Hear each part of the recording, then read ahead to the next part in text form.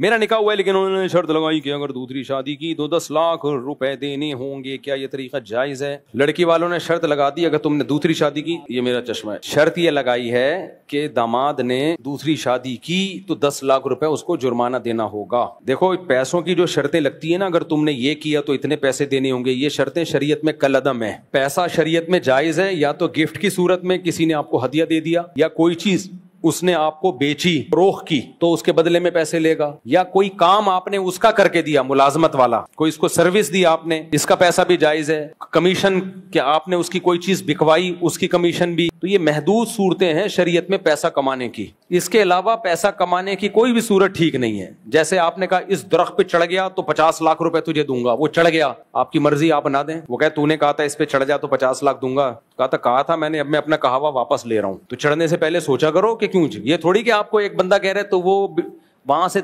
हाथ लगा के तो 100 रुपए दूंगा। तो इन चीजों की सिर्फ एक अखलाकी हैसियत होती है। अखलाकी का मतलब हो कि शरन आप पे वाजिब नहीं है, बाकी एक अखलाकी बात है कि आपने कहा था कि तू वहां कुत्ते को हाथ लगा के आ तो मैं तुझे 100 रुपए दूंगा, शेर को का बोसा लेके आ तो मैं तुझे 50 रुपए दूंगा, तो उस पर वाजिब नहीं होते देना। हाँ एक अखलाकी जिम्मेदारी है, यार तूने उसको शेर गले में डलवा दिया, अब तू पैसे भी नहीं दे रहा। तो ऐसी चीजों को सिर्फ ये कहा जाएगा कि अखलाकी तौर पर आप उसके पाबंद हैं, शरई तौर पर उसकी पाबंदी आप पे नहीं है।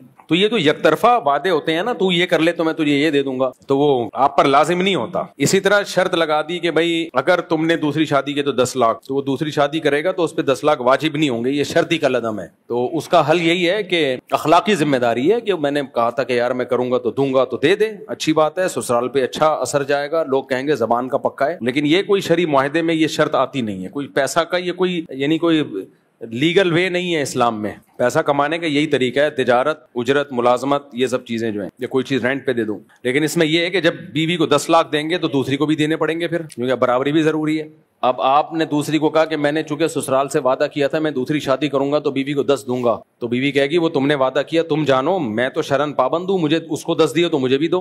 तो इसलिए आप या तो उसको राजी कर लो कि मैं फंसा हुआ हूं, मजबूर हूं, देने दो, तुम माफ कर दो, वो माफ कर दे तो हमें कोई एतराज नहीं, लेकिन शरई तौर पर उसको भी देना वाजिब हो जाए। 10-10 लाख देते रहो ताकि जो बची हुई है वो भी भाग जाए, जब कंगले हो जाओगे तो कोई भी नहीं रहेगा।